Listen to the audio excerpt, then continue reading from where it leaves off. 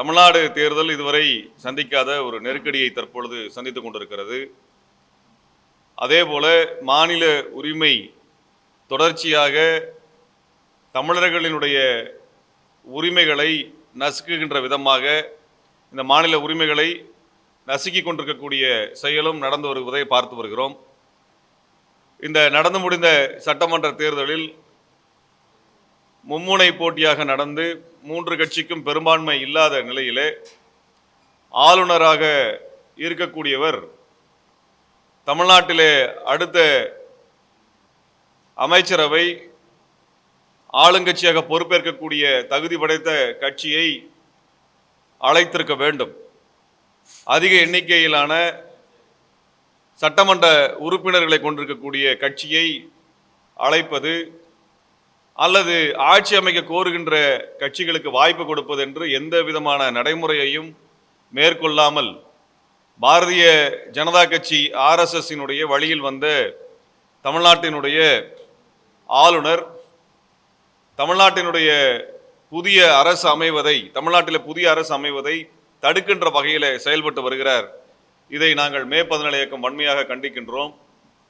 நேற்றைய தினம் இந்த சட்டமன்ற தேர்தலில் அதிக சட்டமன்ற உறுப்பினர்களை வைத்திருக்கக்கூடிய தமிழக வெற்றி கழகத்தினுடைய தலைவர் திரு ஜோசப் விஜய் அவர்கள் ஆட்சி அமைப்பதற்கான உரிமை கோருகின்ற கடிதத்தை ஆளுநருக்கு சமர்ப்பித்திருக்கின்றார்.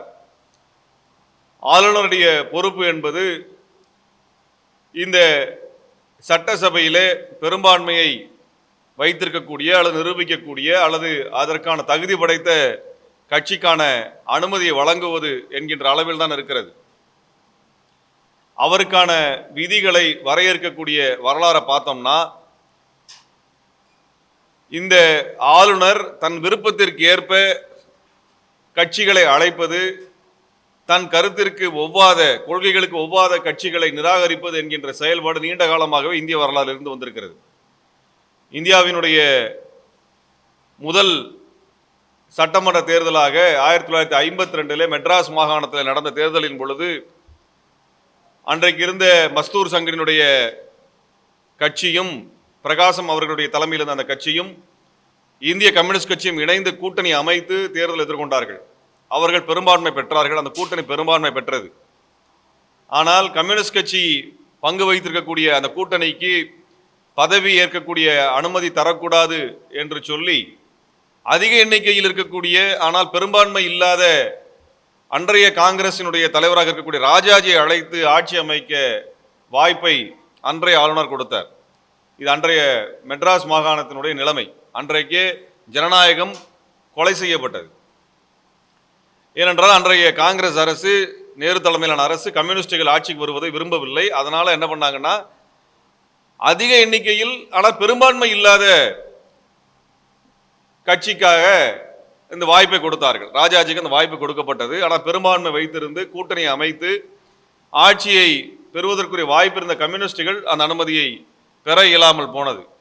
இதே போன்ற நிலை பல மாநிலங்களில் தொடர்ந்த காரணத்தினால் 1971 கமிட்டி ஆஃப் கவர்னர்ஸ் என்று சொல்லி இந்த ஆளுநர்களுடைய அதிகாரம், குறிப்பாக சட்டசபையில் யார் ஆட்சி அமைப்பது என்பது குறித்தான ரெப்ரசன்டேட்டிவ் பீப்புள் ஆக்ட் மற்றும் மாநில உரிமை குறித்தான ஆளுநர் உரிமை குறித்தான அந்த சட்டங்களை எல்லாம் அதிகாரங்களை எல்லாம் சீர்தூக்கி பார்த்து அவர்கள் ஒரு பரிந்துரைகளை வழங்கினார்கள். அதன் அடிப்படையில் தேர்தலுக்கு முன்பு கூட்டணி அமைத்து பெரும்பான்மை பெற்றக்கூடிய கட்சியை அழைப்பது அல்லது அதிக எண்ணிக்கை வைத்திருக்கக்கூடிய கட்சியை அவர்கள் ஆட்சி அமைக்க அழைப்பது. அதுவும் இல்லை என்றால் தேர்தலுக்கு பின்பு ஒரு கூட்டணி அமைத்து பெரும்பான்மையை பெறக்கூடிய அந்த கூட்டணி கட்சிகளை ஆட்சி அமைக்க அழைப்பது என்றெல்லாம் நெறிமுறைகள் வகுக்கப்பட்டன. இது 1988 காலகட்டத்தில் அமைக்கப்பட்ட சர்க்காரியா கமிஷன் இந்த நெறிமுறைகளை வரையறுத்து கொடுத்தது. அதற்கு பிறகு பூஞ்சி கமிஷன் இது குறித்து பேசி அவர்களும் இதே நெறிமுறை ஏற்றுக்கொண்டார்கள். 1994 நடந்த பொம்மை SR பொம்மை அவர்களுடைய, அதாவது கர்நாடகத்திலே ஆட்சி அமைக்கக்கூடிய உரிமை கோரிய SR பொம்மைக்கு ஒரு அநீதி நடந்த பொழுது அவர் உச்சநீதிமன்றத்தை நாடினார். அப்பொழுது உச்சநீதிமன்றம் என்ன சொன்னது என்றால், எந்த கட்சிக்கு பெரும்பான்மை இருக்கிறதோ, அதாவது அதிக எண்ணிக்கையிலான பெரும்பான்மை இல்லாமல் ஒரு தொங்கு சட்டசபை உருவாக்கக்கூடிய சூழலில் எந்த கட்சிக்கு அதிகமான உறுப்பினர்கள் இருக்கிறார்களோ, சட்டமன்ற உறுப்பினர் இருக்கிறார்களோ அந்த கட்சியை அழைக்க வேண்டும் என்று உச்சநீதிமன்றம் தீர்ப்பு கொடுத்தது. ஆளுநரினுடைய அதிகாரத்தை வரையறுத்து கொடுத்தாங்க. அப்ப இந்த வரையறைப்படி எந்த நடவடிக்கையும் தமிழ்நாட்டினுடைய இன்றைய ஆளுநர் மேற்கொண்டிருந்தால் விஜய் அவர்களுக்கான ஆட்சி அமைக்கக்கூடிய உரிமையை அங்கீகரித்திருப்பார். அப்படி எதுவும் நடக்கலை. இப்ப நம்ம என்ன கேட்கிறோம்னா, அதிமுக திமுக இரண்டு கட்சிகளும் இரண்டு கூட்டணிகளும் ஆட்சி அமைப்பதற்கான உரிமை கோரவில்லை. அவங்க வந்து நாங்கள் ஆட்சி அமைக்கிறோம்னு கேட்கல. ஆட்சி அமைக்கணும்னு கேட்ட ஒரே கட்சி தமிழக வெற்றி கழகம் தான் கேட்டிருக்கிறாங்க. திரு விஜய் அவர்கள் தான் சந்தித்து பேசியிருக்காங்கன்னா, தமிழ்நாட்டில் உடனடியாக மக்களாட்சி நிலவுவதற்கான வழிமுறையை செய்வதுதான் ஒரு ஆளுநரோட வேலை. அப்ப மக்களாட்சி பொறுப்பேற்பதற்கான ஒரு வாய்ப்பை அவர்கள் தமிழக வெற்றி கழகத்திற்கு கொடுத்திருக்க வேண்டும். பெரும்பான்மையை நிரூபிப்பது என்பது சட்டசபையில் தான் நிரூபிக்க வேண்டுமே ஒழிய அதை ஆளுநருக்கு நிரூபிக்க வேண்டிய அவசியம் இல்லை. ஆளுநர் வந்து சபாநாயகர் கிடையாது. ஆளுநருக்கு வந்து ஒரு கட்சியை பற்றியான மதிப்பிடுவதில் எந்த அளவீடுமே கிடையாது. அவருடைய விருப்பத்திற்கு ஏற்ப அவருடைய அதிகாரத்தை வளைத்துக் கொள்ளக்கூடிய வகையில் நடந்து கொண்டிருக்கிறார்கள். பெரும்பான்மையை ஆளுநர் நிரூபிக்க வேண்டும் என்கின்ற அவசியம் இல்லை. அதை சட்டசபையில் நிரூபிப்பது என்பது மக்கள் மன்றத்தை நிரூபிப்பதற்கான அடையாளமாக மாறும். அப்படிப்பட்ட வாய்ப்பை அவர் தமிழக வெற்றி கழகத்தை கொடுத்திருக்கணும். அவர் பெரும்பான்மை நிரூபிக்க வேண்டிய பொறுப்பை அவர் கையில் கொடுத்திருக்க வேண்டும். பெரும்பான்மையான ஒரு அரசை நிறுவுவது என்கின்ற எதேச்சதிகார ஒரு தனத்தை ஆளுநர் மேற்கொண்டிருக்கிறார். அதுதான் தமிழ்நாட்டில் நாம் எச்சரிக்கையோடு கவனிக்க வேண்டியது. இது வந்து திமுக அதிமுக தாவேகா என்கின்ற கட்சி சார்ந்த அரசியல் நாங்கள் நின்று பேசலை. தமிழ்நாட்டினுடைய மாநில உரிமை சார்ந்து பேசுகிறோம். இது நாளைக்கு எல்லா கட்சிக்கும் இது போன்ற ஒரு சூழ்நிலை வரலாம். அந்த இடத்துல தான் தமிழ்நாடு மக்கள் இந்த ஆட்சி அமைக்கின்ற உரிமை குறித்து தெளிவோடு இதை அணுக வேண்டியிருக்கிறது. ஒரு தனிநபர் ஒரு ஆளுநர் முடிவு செய்ய முடியாது. மக்கள் வாக்களித்திருக்கிறார்கள். அந்த வாக்களிப்பின் அடிப்படையில் இந்த கட்சிகளுக்கு இவ்வளவு விகிதத்தில் வாக்குகள் கிடைத்திருக்கின்றன, சட்டமன்ற உறுப்பினர்கள் கிடைத்திருக்கிறார்கள். அவர்கள் பெரும்பான்மையோ அல்லது பெரும்பான்மை தவறுகிறார்கள் என்றாலோ அதை சட்டமன்றத்தில் நிரூபிக்கட்டும், மக்கள் மன்றத்திலே அது நிரூபிக்கப்படட்டும். அதை வந்து அப்படியான ஒன்றை வந்து தான் நம்ம வந்து முன்வைக்கிறோம். இதுக்கு நான் குறிப்பாக பேசுகிற இன்னொரு காரணம் இருக்கு. 2018 கர்நாடக தேர்தலின் பொழுது என்ன நடந்தது என்றால், அங்கே 3 மும்முனை போட்டியாக காங்கிரஸ் கட்சி, மதச்சார்பற்ற ஜனதாதளம் மற்றும் பாரதிய ஜனதா கட்சி தேர்தலில் போட்டியிட்ட பொழுது பாரதிய ஜனதா கட்சிக்கு அதிக எண்ணிக்கையில் சட்டமன்ற உறுப்பினர் கிடைத்தார்கள், ஆனால் பெரும்பான்மை கிடைக்கவில்லை. இரண்டாவதாக காங்கிரஸ் கட்சி இருந்தது, மூன்றாவதாக மதச்சார்பற்ற ஜனதாதளம் இருந்தது. அந்த இடத்துல காங்கிரஸ் கட்சி மதச்சார்பற்ற ஜனதாதளத்துக்கு ஆதரவு தெரிவிப்பதாக அறிவித்து ஒரு பெரும்பான்மை கணக்கை முன்னிறுத்தினார்கள். ஆக சர்க்காரியா கமிஷன்ல இருந்து, பூஞ்சி கமிஷன்ல இருந்து, கமிஷன் ஆஃப் கவர்னன்ஸ்ல இருந்து சொல்லப்பட்ட உச்சநீதிமன்றத்தினுடைய தீர்ப்பின் அடிப்படையில் பார்த்தால் மதச்சார்பற்ற ஜனதாதளத்திற்கு கூட்டணிக்கு ஆட்சி அமைக்கின்ற அதிகாரத்தை கொடுத்திருக்க வேண்டும். ஆனால் அன்றைக்கு பாரதிய ஜனதா கட்சியினுடைய முகவர்களாக எடுபடிகளாக இருந்த ஆளுநர் பாரதிய ஜனதா கட்சியை கூப்பிட்டு ஆட்சி அமைக்க, எடியூரப்பாவை அழைத்து ஆட்சி அமைக்க அனுமதி கொடுத்தார். அது மட்டுமல்ல, பெரும்பான்மை நிரூபிப்பதற்காக 15 நாட்கள் அதற்கான கால அவகாசம் கொடுத்தார். இது எதுக்கு? அடுத்த கட்சி உடைப்பதற்கான அந்த கால அவகாசமாக அதை கொடுத்தார். உடனடியாக உச்சநீதிமன்றம் சென்ற பொழுது அந்த 15 நாள் என்பது ஒரே நாளாக குறைக்கப்பட்டது. ஒரே நாளில் நீங்க நிரூபிக்க, ஒரு நாள் தான் உங்களுக்கு அவகாசம் நிரூபிக்க வேண்டும் உச்சநீதிமன்றம் சொல்லிச்சு. இது ஆளுநர் அதிகாரத்தின் மீது உச்சநீதிமன்றம் வைத்த என்ன சொல்றது கடுமையான ஒரு விமர்சனம். இதுக்கு அப்புறமும் அங்க பாரதிய ஜனதா கட்சி ஆட்சிக்கு வருதுன்னா அதுக்கேற்ற மாதிரி சட்டத்தை வளைத்துக் கொள்வது, தமிழ்நாட்டில் பாஜகவினுடைய கூட்டணிக்கு வாய்ப்பு கிடைக்கவில்லை என்றால் அதற்கேற்ப ஒரு முடிவில் எடுப்பது என்பது, கவர்னர் யாருக்கு வேலை செய்கிறாரு, கவர்னர் என்கின்ற பதவி யாருக்காக இருக்கிறது என்ற கேள்வி எழுப்ப விரும்புகிறோம். எந்த கட்சி வேணா இருக்கட்டும், எந்த கட்சி வேணா இந்த இடத்துல இருக்கட்டும். ஆனால் இதுல ஒரு நீங்க ஒன்று சட்ட முறைப்படி ஒன்று வர்றீங்க, ஒரு நெறிமுறை, அந்த நெறிமுறையை கடைபிடிக்கணும். உங்க நெறிமுறை உங்க இஷ்டத்துக்கெல்லாம் பண்ணிருக்குன்னா பிஜேபி காரங்க வந்து எந்த மாநிலத்தில் வேணா யாரை வேணா அவங்க விருப்பத்துக்கு அழைக்கிறது, அவங்க விருப்பத்துக்கு நிராகரிக்கிறது ஒரு போக்கை வந்து தமிழ்நாடு அனுமதிக்க கூடாது. இது அனைத்து கட்சிகளும் கண்டிக்க வேண்டும் என்று நாங்கள் நேற்றைக்கு அறிக்கை வெளியிட்டிருந்தோம். இன்றைக்கு பல கட்சிகள் அந்த நிலைப்பாட்டை ஆதரித்திருக்கிறார்கள். அவர்கள் கவர்னருடைய போக்கை கண்டித்திருக்கிறார்கள், வரவேற்கிறோம். தமிழ்நாட்டில் உடனடியாக ஒரு மக்களாட்சி வரணும். இன்றைக்கு யாரையுமே அழைக்காம இருந்து நாளைக்கு கவர்னர் ஆட்சி வருது அப்படின்னா அது மக்களாட்சிக்கு நேர் எதிரானது. மக்கள் ஒன்றும் ஓட்டு போடாம எங்களுக்கு எந்த கட்சி வேண்டாம்னு நிராகரிக்கல, ஓட்டு போட்டிருக்கிறாங்க.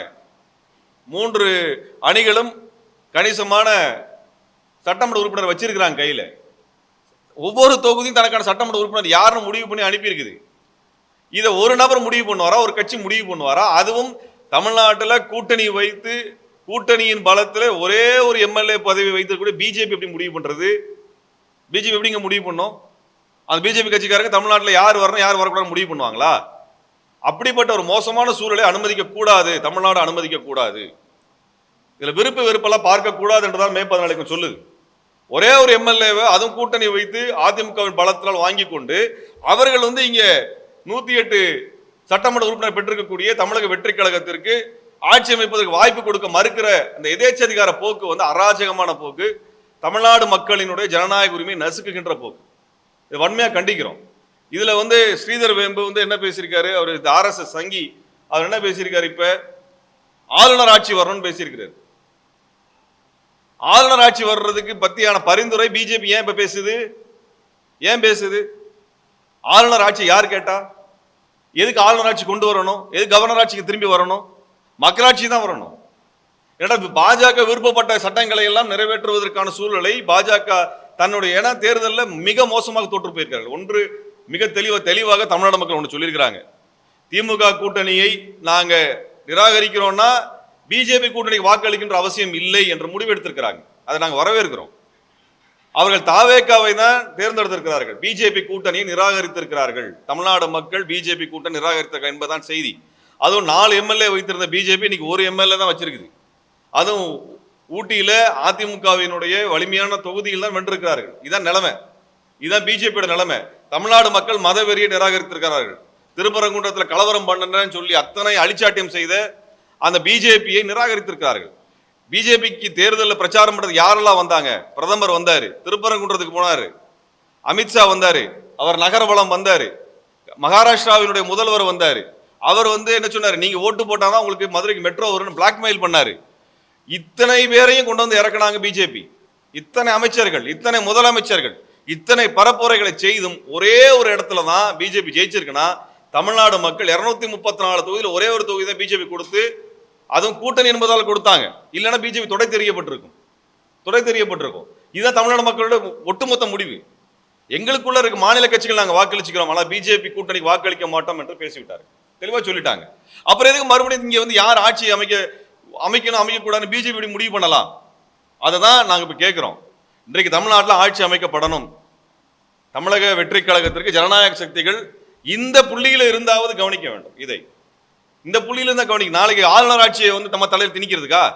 ஆளுநர் ஆட்சி நடந்ததுக்காக கொண்டு வந்ததுக்கு பின்னாடி இவங்க என்ன வேணா செய்வாங்களே, மாநிலத்தை என்ன வேணா செய்வாங்கல்ல. இப்பவே யோசிச்சு பாருங்க, நேற்றுக்கு ஒரு நாளுக்குள்ள என்ன நடந்திருக்கிறது. அவர் ஆட்சி அமைப்பதற்கான அனுமதியை கொடுக்கல. அதே நேரத்தில் மணி லாண்டரிங் கேஸ் PMLA வழக்கு திரு விஜய் மேல ஏவப்பட்டிருக்கிறது, அந்த வழக்கு கொண்டு வரப்பட்டிருக்கிறது. அதே நேரத்தில் மும்மொழி கொள்கையை முன்வைக்கக்கூடிய PM ஸ்ரீ திட்டத்தை உடனடி நடைமுறைப்படுத்தணும்னு ஒன்றிய அரசுடைய கல்வித்துறை கடிதம் அனுப்பியிருக்குது. நான் கேட்கிறேன், இங்க ஒரு ஆட்சி அமையல, மக்களாட்சி அமையாதப்ப இத்தனை நெருக்கடி பிஜேபி காரன் கொடுக்குறான். இது எவ்வளவு பெரிய அராஜகமான போக்கு. தமிழ்நாடு மக்களை பத்தி என்ன நினைக்கிறாங்க? அப்ப இந்த புள்ளியில இருந்தா பார்க்கணும். இப்ப நீங்க திமுகவினுடைய தலைவர் மரியாதைக்குரிய முன்னாள் முதலமைச்சர் MK ஸ்டாலின் அவர்கள் தெளிவான சொல்லியிருக்காங்க, நாங்கள் 6 மாதம் இவர்களுடைய ஆட்சியை அல்லது இவர்களுடைய அந்த ஆட்சி காலத்தை நாங்கள் தொந்தரவு செய்ய மாட்டோம் அப்படின்னு தெளிவா மிக ஜனநாயகமான ஒரு அறிக்கை வெளியிட்டு இருக்கிறாங்க. இப்ப இப்படி எல்லாருமே வெளிப்படையா சொன்னதுக்கு பின்னாடியும் இவர் ஆட்சி அமைக்க விடக்கூடாதுன்னு சொன்னா, அப்ப யார் ஆட்சி அமைக்கிறதுக்காக பிஜேபி விரும்புகிறது என்றால் கவர்னருடைய ஆளுநருடைய ஆட்சியை கொண்டு வந்து அவர் திட்டங்கள் நடைமுறைப்படுத்த விரும்புகிறன்றதால் புரிந்து கொள்ள முடியும். அதுதான் நான் பேசி முடிச்சிடுறாங்க, அப்புறமேல் பேசலாம், ஒன்றும் அவசரம்லாம் ஒன்றும் இல்லை, 2 மணி நேரம் கூட உட்காந்துருக்கேன். அப்ப இப்படிப்பட்ட ஒரு நிலைமையை கவனத்தில் எடுத்துக்கணும்னு தான் நான் தமிழ்நாடு மக்களுக்கு வேண்டுகோள் வைக்கிறோம். நீங்க வாக்களித்திருக்கிறீர்கள், நீங்கள் தேர்ந்தெடுத்த வேட்பாளர் சரியா தவறா என்ற இடத்துக்குள்ள நாங்கள் போல, எந்த கட்சி தேர்ந்தெடுக்கிற இடத்துக்குள்ள நாங்கள் போல, அது எங்களுக்கு தேவையில்லை. பாரதிய ஜனதா கட்சிக்கு எதிராக மே 14 பரப்புரை மேற்கொண்டது, அதில் பாரதிய ஜனதா கட்சி மக்களால் வீழ்த்தப்பட்டது என்பதிலே நாங்கள் மக்களுக்கு, தமிழ் மக்களுக்கு, தமிழர்களுக்கு நான் நன்றி தெரிவிக்கின்றோம். அதற்கு அடுத்தபடியாக தமிழ்நாட்டில் யார் ஆட்சி அமைக்கணும் ஆட்சி அமைக்கக்கூடாது என்கின்ற முடிவை தமிழ்நாடு மக்கள் நிராகரிக்கப்பட்ட பிஜேபி முடிவு செய்யக்கூடாது என்றுதான் சொல்ல வந்திருக்கிறோம். அதுல ஆளுநர் வந்து பிஜேபி சாதகமாக அவங்களுக்கு ஏற்பதை போன்ற ஒரு ஏற்புடைய ஒரு நிலையை எடுப்பதை நாங்கள் வன்மையாக கண்டிக்கிறோம். தமிழக வெற்றி கழகத்திற்கு பெரும்பான்மையான அதிகப்படியான எம்எல்ஏக்கள் இருக்கிறாங்கன்னா அவங்க ஆட்சி அமைப்பதற்கான வாய்ப்பை கொடுங்க. அவங்க தங்களுடைய பெரும்பான்மை சட்டசபையில் நிரூபிக்கட்டும், அவங்க நிரூபிக்கட்டும். அது ஆளுநர் வேலை இல்லை, பிஜேபியோட வேலை இல்லை, RS சங் பரிவாரோட வேலை அல்ல. இந்த போக்கை அனுமதிக்க கூடாது. இந்த போக்கு முடிவுக்கு வருவதற்கு தமிழ்நாட்டினுடைய ஜனநாயக சக்திகள் ஒன்றுபட்டு குரல் கொடுக்க வேண்டும் என்று நாங்கள் விரும்புகிறோம். அப்படிப்பட்ட ஒரு நிலைமை வரணும். தமிழ்நாடை பாதுகாப்பது என்பது இந்த பிஜேபியின் தொடர் தாக்குதலில் இருந்து நம்மை பாதுகாத்துக் கொள்வதற்கான அனைத்து கட்டங்களிலும் ஒன்றுபட்டு நிற்க வேண்டும் என்பதுதான் எங்களது குரலாகவும் எங்களது கோரிக்கையாகவும் இச்சமயத்தில் இருக்கிறது என்பதை நாங்கள் தெளிவுபடுத்த விரும்புகிறோம்.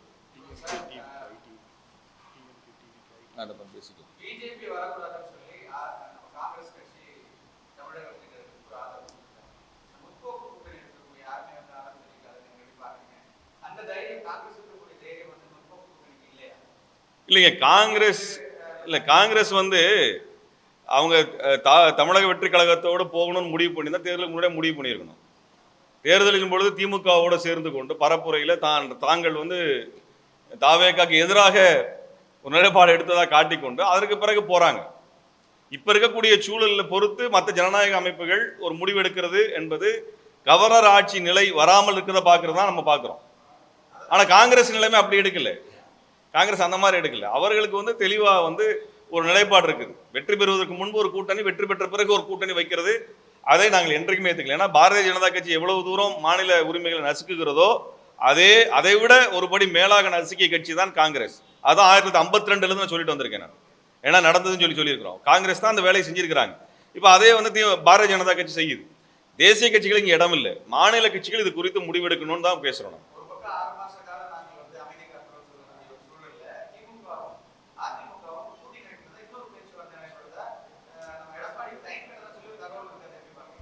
இப்போ அதிமுக திமுக ரெண்டு பேரும் பேசினதாக ரெண்டு கட்சிகளும் அதிகாரப்பூர்வம் அறிவிக்கல. அதுதாங்க, நம்ம ஊடகங்கள் எந்த லட்சணத்தில் இருக்கு தேசிய அளவுலன்றதை நம்ம பார்த்துட்டோம். பிஜேபியோட ஊடகங்கள் என்ன அளவில் இருக்குன்னு நம்ம பார்த்துட்டோம். அதனால இந்திய அளவிலான ஊடகங்களை நாங்கள் ரெஃபரன்ஸாக எடுக்கல. தமிழ்நாட்டு ஊடகங்களை பேசலாம், ஆனால் இந்த விஷயம் இதுவரைக்கும் ரெண்டு கட்சிகளும் அந்த நிலைப்பாடை வெளிப்படையாக சொல்லலை. அதிகாரப்பூர்வமாக அறிவிக்கப்படாத ஒரு விஷயத்தை குறித்து நாங்கள் பேச முடியாது.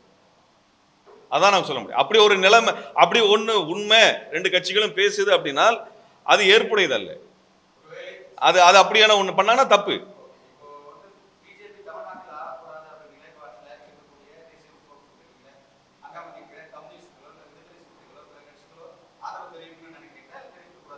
இல்லை, அது வந்து அந்த கட்சிகளினுடைய ஜனநாயக முறையில் அந்த கட்சி தான் முடிவெடுக்கணும். விடுதலை சிறுத்தைகளோ கம்யூனிஸ்ட் கட்சிகளோ தமிழ்நாட்டு நலனுக்கு எது பயன்படும், தங்களுடைய கொள்கைக்கு எது சரியானதாக இருக்கும் என்பதை அந்த கட்சி தான் முடிவு பண்ணும். ஏன்னால் அது வலிமையான கட்சி, மக்களை சென்று சந்தித்திருக்கிறார்கள், சட்டமன்ற உறுப்பினர்களை பெற்றிருக்கிறார்கள். அவர்கள் பேசி முடிவெடுப்பது தான் சரியானதாக இருக்கும் நான் நினைக்கிறேன். அவங்க கம்யூனிஸ்டுகளோ விடுதலை சிறுத்தைகளோ அல்லது இதர கட்சிகளோ மதச்சார்பற்ற நிலைப்பாடை எடுத்தவர்கள் அவர்கள் தனியா முடிவெடுத்தாதான். நாங்க யாரு ஆட்சி அமைக்கணும் நாங்க சொல்லணும் நம்ம சரியா இருக்காது. அந்த மாதிரி இடத்துக்குள்ள நாங்க போக முடியாது. நாங்க என்ன சொல்லணும், ஆளுநர் ஆட்சி அப்படின்னு ஒன்று வருதுனால் அதை நாங்க நிராகரிக்கிறோம்.